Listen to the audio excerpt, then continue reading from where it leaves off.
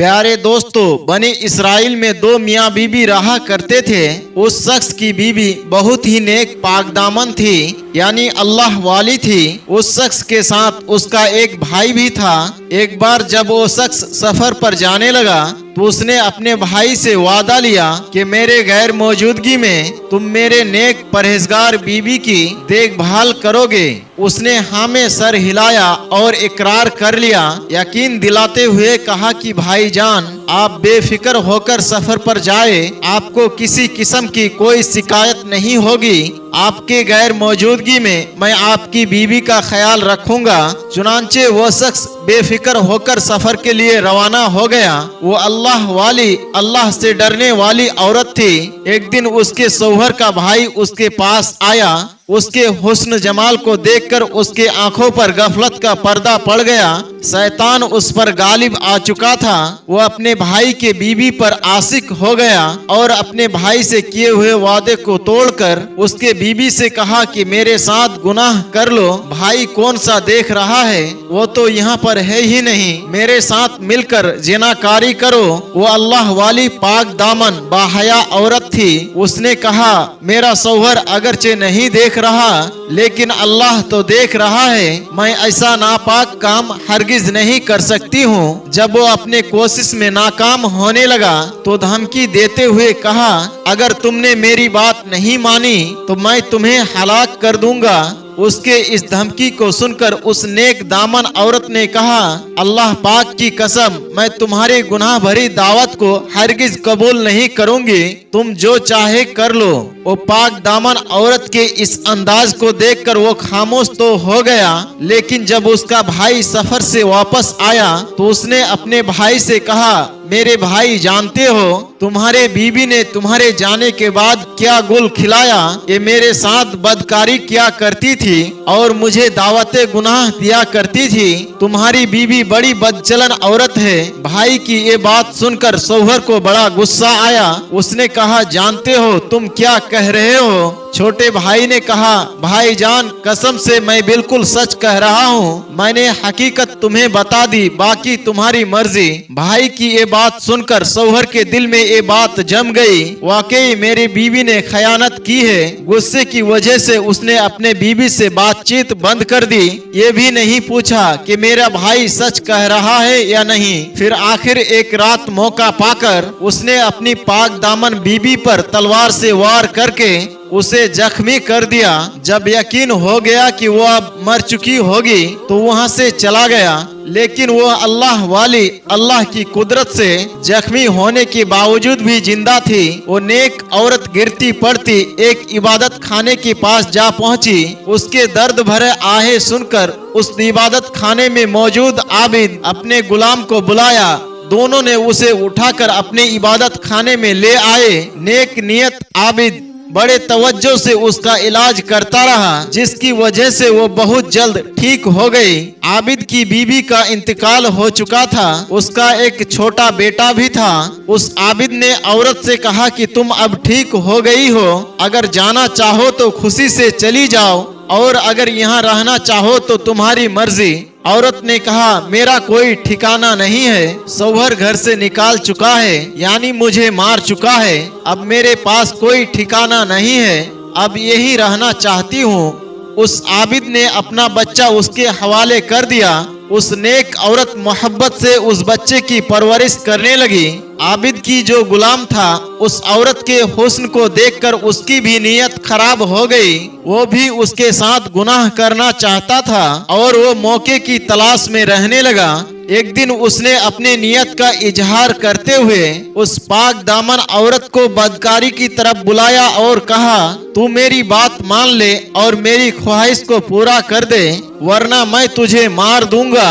खौफे खुदा रखने वाली उस नेक औरत ने कहा, मैं हरगिज तेरी बात नहीं मानूंगी, तुझे जो करना है कर ले। बदकार गुलाम अपनी नाकामी पर रोता हुआ दिल में नफरत लिए वहां से चला गया कि इस औरत का काम तमाम कर दूंगा। जब रात का अंधेरा छा गया तो वो गुलाम औरत के पास आया। बच्चा उसके गोद में रो रहा था, वो उसको बहला रही थी। जालिम गुलाम ने तेजी से उस बच्चे पर हमला किया और उसके गर्दन को काट दिया। चंद ही लम्हों में उस बच्चे ने तड़प तड़प कर अपनी जान दे दी। गुलाम दौड़कर आबिद के पास गया और कहा, हुजूर, क्या आप जानती है आपकी उस मेहमान औरत ने आपके बच्चे के साथ क्या किया है? आपने हमेशा उस पर एहसान किया, लेकिन उसने आपके बच्चे के साथ बहुत बुरा सलूक किया है। आबिद गुलाम की बात सुनकर बहुत हैरान और परेशान हुआ और कहा, बता तो सही, उसने मेरे बच्चे के साथ क्या किया है? गुलाम ने कहा, हुजूर, आपके लाडले बच्चे को उसने जबा कर डाला है। अगर यकीन नहीं आता तो चलकर खुद अपने आंखों से देख ले। वो आबिद दौड़ता हुआ वहां पहुंचा तो देखा वाकई बच्चे का गला कटा हुआ है और उसका जिस्म खून में लथपथ है। आबिद ने उस औरत से पूछा कि मेरे बच्चे ने तुम्हारा क्या बिगाड़ा था? उसने कहा, मैंने उसके साथ कुछ भी नहीं किया, बल्कि आपके इस गुलाम ने मुझे गुनाह की दावत दी। जब मैंने इनकार किया तो इसने आपके बच्चे को कत्ल कर दिया। मैं इस मामले में बिल्कुल बेकसूर हूँ। ये सुनकर आबिद ने कहा, ये अल्लाह की बंदी, तूने अपने मामले में मुझे शक में मुब्तला कर दिया है। मैं नहीं चाहता कि अब तू मेरे साथ रहे। ये 50 दीनार ले और जहाँ चाहे चली जा। ये दीनार तेरी जरूरियात में काम आएगी। औरत ने 50 दीनार लिए और अल्लाह की रहमत से उम्मीद लिए अनदेखी मंजिल की तरफ चल पड़ी। एक बस्ती के करीब से गुजरी तो देखा वहाँ मजमा लगा हुआ है, यानी लोगों की बहुत भीड़ है और एक शख्स को फांसी देने के लिए लाया जा रहा है। उस बस्ती का सरदार भी वहाँ पर मौजूद था। औरत सरदार के पास गई और कहा, क्या ऐसा हो सकता है कि तुम मुझसे 50 दीनार ले लो और इस शख्स को आजाद कर दो? सरदार ने कहा, क्यों? उसने कहा, बस यूं ही। बस्ती के सरदार ने कहा, लाओ रकम मेरे हवाले करो। औरत ने उसे 50 दीनार दिए और सरदार ने कैदी को रिहा कर दिया। वो कैदी उस पाक दामन औरत के पास आया और कहा, मेरी जान बचाकर तूने मुझ पर बहुत बड़ा एहसान किया है। आज तक किसी ने मुझ पर ऐसा एहसान नहीं किया। यहाँ तक कि मौत हमारे दरमियान जुदाई डाल दे। चुनांचे वो शख्स उस औरत को लेकर समुंदर तक पहुँचा। कश्ती चलने को थी, वो दोनों कश्ती में सवार हो गए। औरत बेहद ही हसीन थी। उसके हुस्न जमाल देखकर सारे मुसाफिर हैरान रह गए। वो औरतों वाले हिस्से में बैठ गई। लोगों ने कैदी से कहा, ये हसीन और जमील औरत कौन है? उस आदमी ने ये नहीं कहा कि इस औरत ने मेरी जान बचाई है, बल्कि उसने कहा, ये मेरी कनीज है, मैंने पैसे देकर इसे खरीदा है। कश्ती में मौजूद एक शख्स जो उस औरत के हुस्न में गिरफ्तार हो चुका था, उसने कहा, क्या तुम अपने कनीज को फरोख्त करोगे? उसने कहा, मैं इसे बेचना नहीं चाहता क्योंकि ये मुझसे बहुत ज्यादा मोहब्बत करती है। जब इसे मालूम होगा कि मैंने इसे बेच दिया है तो इसे मेरी तरफ से बहुत तकलीफ पहुंचेगी। इसने मुझसे वादा लिया है कि मैं इसे कभी नहीं बेचूंगा। मुसाफिर ने कहा, तू मुझसे मुंह मांगी रकम ले ले और खामोशी से यहाँ से चला जा। तुझे क्या जरूरत है कि तू इसे बताए कि तूने इसे बेच दिया है? लालची और एहसान फरामोश धोखेबाज कैदी ने माल की लालच में फंसकर मुसाफिर से बहुत सारा माल लिया और कश्ती से खामोशी से उतर कर चला गया।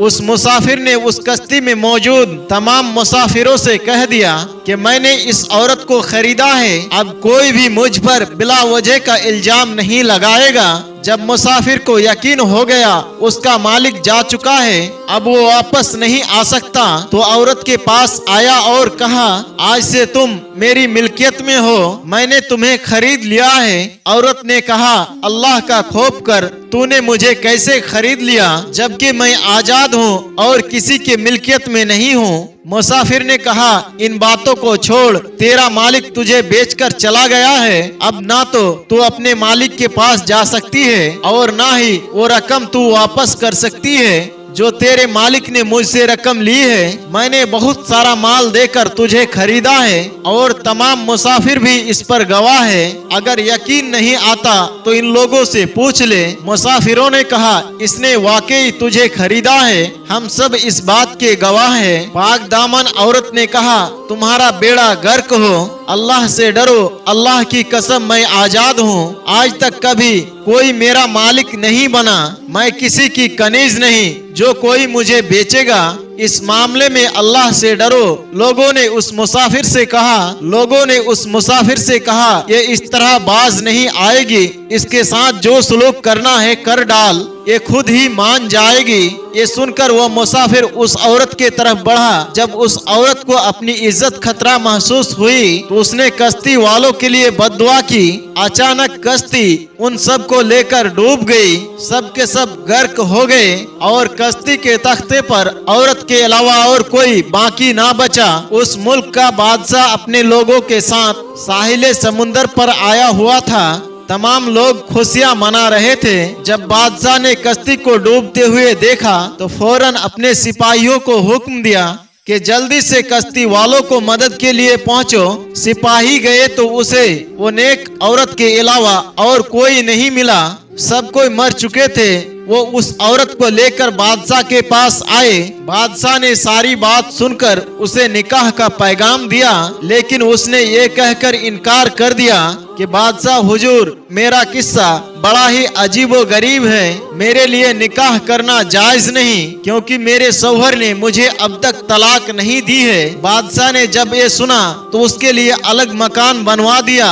और वो उसमें रहने लगी। दिन गुजरते रहे, वक्त की गाड़ी तेजी से चलती रही। बादशाह को जब भी कोई अहम मामला पेश आता तो वो उस अल्लाह वाली औरत से मशवरा करता।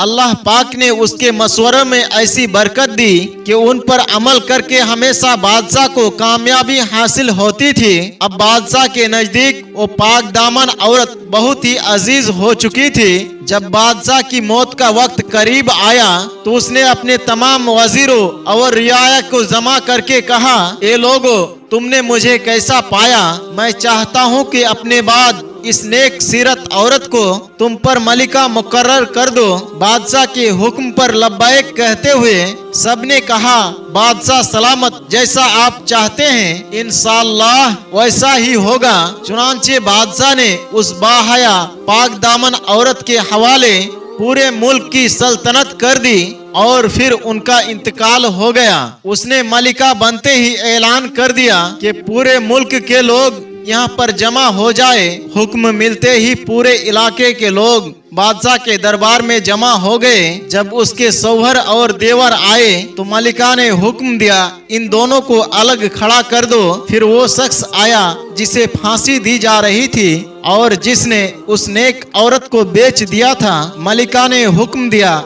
इसे भी इन दोनों के साथ खड़ा कर दो। फिर वो नेक सीरत आबिद और उसके बद किरदार गुलाम आया तो उन्हें भी लोगों से अलग कर दिया गया। जब तमाम लोग मलिका से मिल चुके तो उसके बाद जब तमाम लोग उससे बैत ले चुके तो मलिका ने उन पांचों को अपने पास बुलाया और अपने शौहर से कहा, क्या तुम मुझे पहचानते हो? उसने कहा, आप हमारी मलिका है। उसने कहा, आप हमारी मलिका है। पाक दामन औरत ने कहा, मैं तुम्हारी बीबी हूँ। सुनो, तुम्हारे बदकिरदार भाई ने मेरे साथ कैसा सलूक किया था। ये कहकर उसने सारा वाकया सुना दिया। मैं आज भी पाक दामन और महफूज हूँ। अब बताओ, तुम्हारे इस बदकिरदार भाई के साथ क्या किया जाए? उसके शौहर ने कहा, इसे फांसी दे दो, मेरे सामने फांसी दो। उसके कहने पर उसे फांसी का हुक्म दिया गया। फिर आबिद के पास उसने आकर कहा, अगर आपकी कोई हाजत हो तो मुझे बताओ। मैं वही औरत हूँ जो आपके पास जख्मी हालत में पहुँची थी। आपके बेटे को दरअसल मैंने नहीं बल्कि इस जालिम गुलाम ने कत्ल किया था और मुझ पर बदकिरदारी का इल्जाम लगाया है। आप क्या चाहते हैं? उसने कहा, इसको भी फांसी दे दी जाए। उस आबिद के कहने पर उसके गुलाम को भी कत्ल करवा दिया गया। अब आखिर में उस शख्स की बारी थी जिसे फांसी दी जा रही थी और उस औरत ने उसे बचाया था। जब वो आया तो उसे भी कत्ल करवा दिया गया और उसकी लाश